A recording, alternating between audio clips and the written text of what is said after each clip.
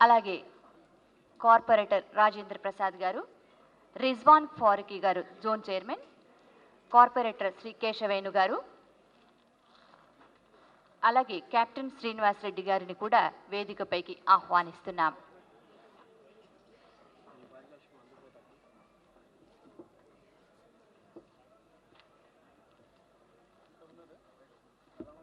అతిథులకు పుష్పగుచ్చాలను బహూకరించాల్సిందిగా విజ్ఞప్తి.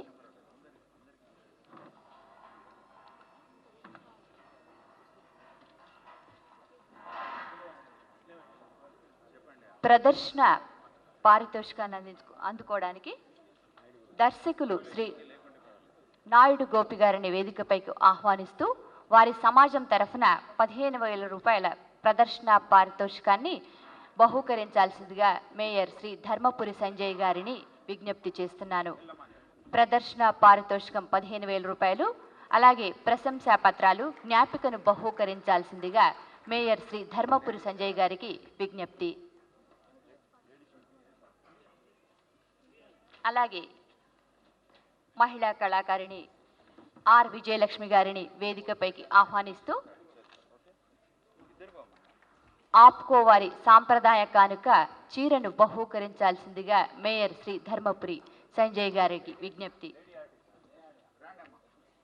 ఆర్ విజయలక్ష్మి గారు,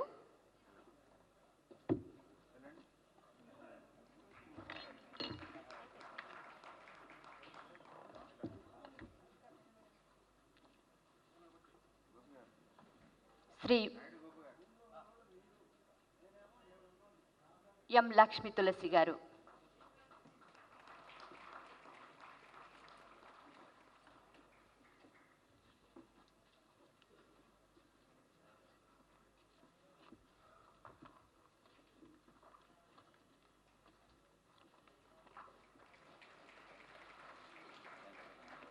మీ అమూల్యమైన సమయాన్ని వెచ్చించినందుకు ధన్యవాదాలు సార్.